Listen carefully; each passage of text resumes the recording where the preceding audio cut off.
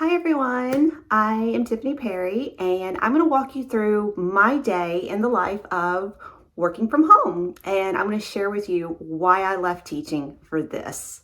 So we are having a bit of an ice storm today, and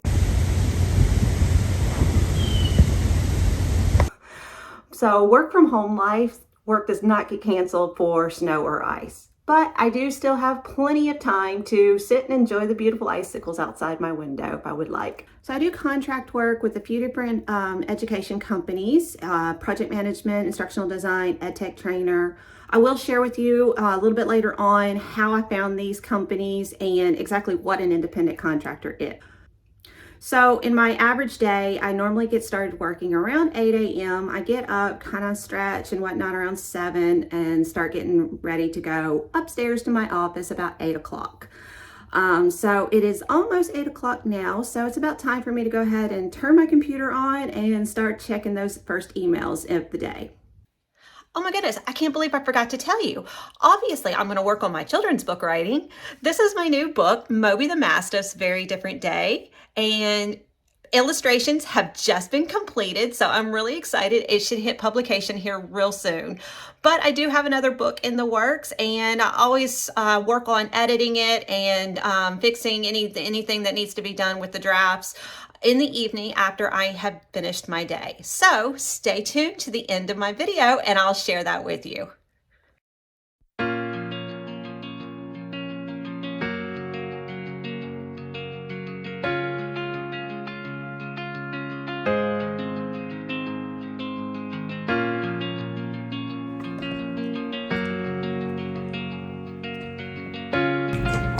I love spending time with my puppy, and I always have my iPad with me so I can catch any important documents that come through. Okay, it's 10 a.m. and things have been going pretty good, pretty quiet this morning. So I'm gonna sneak in a quick workout. And when I say quick, I do mean quick. It is 15 degrees outside and all my exercise equipment is in the garage. So it's cold in here. I'm done with my workout, and I'm not gonna lie, I did answer a few of my Slack messages in the shower. So now it's time to head back upstairs. I've got a client call coming in this afternoon. We're going to discuss a training that we've got going on next week. And hang on, as soon as I'm done with my client call, I'm going to share with you what the difference is between independent contractors and employees. So right now I am working on reviewing a training that I designed last week in Rise 360 for my client.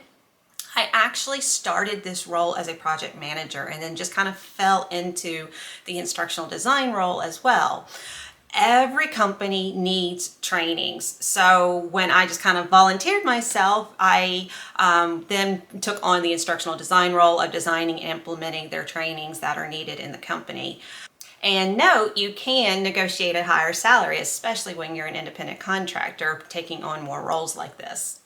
So right now I'm just kind of reviewing this Rise 360 training, and when we get ready to meet here in a little bit, we usually do a stand-up about once a week.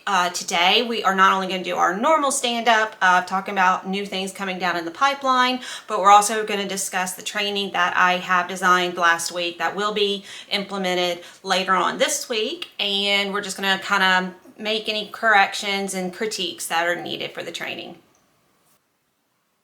Hi everyone. So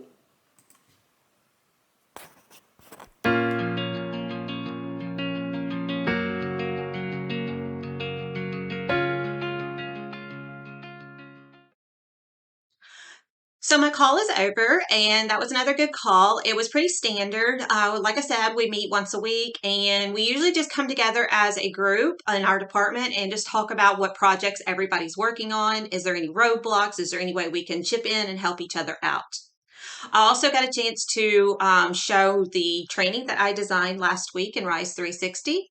And we all just reviewed that training and kind of critiqued it and made sure that we needed see if we needed to add in anything, any extras.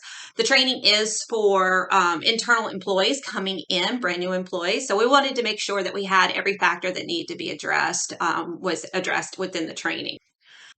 I got my first contract job right as I was leaving teaching, and I wasn't quite sure if it was going to pan out, if it was going to pay enough. I took a leap of faith. I really did. So I found it on LinkedIn. That's where I found all of my positions, all on LinkedIn. There's a lot of different places that you can go. I just found that LinkedIn really worked the best for me. When you're self-employed and you're an independent contractor, you're an entrepreneur, making sure you have that network is so important. And I was really able to network a whole lot more on LinkedIn. So what is an independent contractor and how are they completely different from an employee? Well, let me show you. Employee versus independent contractor. What is the difference? Well, an employee works for one company, and that company provides all of their tools for them. So let's say you're an instructional designer or a project manager for a company, and you need certain authoring tools to do your job, such as maybe Adobe, iSpring Suite, Articulate, or even Microsoft Suite. The company will provide those tools for you. You will have set working hours for whether you're at home or in the office working, and you do get benefits such as insurance and paid vacations. If you're an independent contractor, you have the opportunity to work for multiple companies. As I mentioned earlier, I hold multiple contracts at once. Sometimes these contracts are rolling contracts where you will re-sign it and it'll continue on. And sometimes those contracts end and they're only like 3, 4, 5 months, depending on the project needed. Typically, you have to provide your own tools if you are an independent contractor. I do provide my own Articulate 360, but I do have a client that offers me Microsoft Suite and access to Adobe. So that just depends on the client. You do get the opportunity to set your own working hours. However, some clients request that you are available for certain meetings. As I mentioned earlier today, I have a stand-up meeting once a week. So I do need to make sure that I am available for those meetings. But I do get a little bit more flexibility with my working hours than if it was than a W-2 employee in that company has. I do sometimes rearrange my day and I'll work earlier in the morning and have a large gap in the afternoon and work and finish up my working day in the evening. I have that flexibility if I need to do that. However, the downfall to being an independent contractor, you are technically self-employed, so you don't get any benefits as far as insurance or paid vacation. If you take a day off, you don't get paid. So you only get paid for the work that you do. I do want to remind you, if you are looking into being an independent contractor, when I say you don't get any benefits and you are self-employed, that means they don't take taxes out of your paycheck. You get the full pay. So you need to make sure that you hold some of that money to aside every month so that you can pay your taxes and it's not such a huge surprise come tax season. Okay, it's the end of my day. It's about 3:30 and I toggled all of my time and I worked about 6 hours today. I mentioned toggling in one of my previous videos. You can take a look at that. That was in organizing your day-to-day life as an entrepreneur. So I did toggle my hours. I worked 6 hours today, not too bad, but I really only got work done for one client. While I did answer emails for 2 different clients today, my time was really focused on one client. Now, sometimes when I have 2 to 3 clients that I'm working with in one day's time, my day can stretch out sometimes to 8 o'clock in the evening. It just kind of depends on how I work my day as far as that goes. So today I am done at 3:30, and to finish off my day, I'm going to finish with some children's book writing.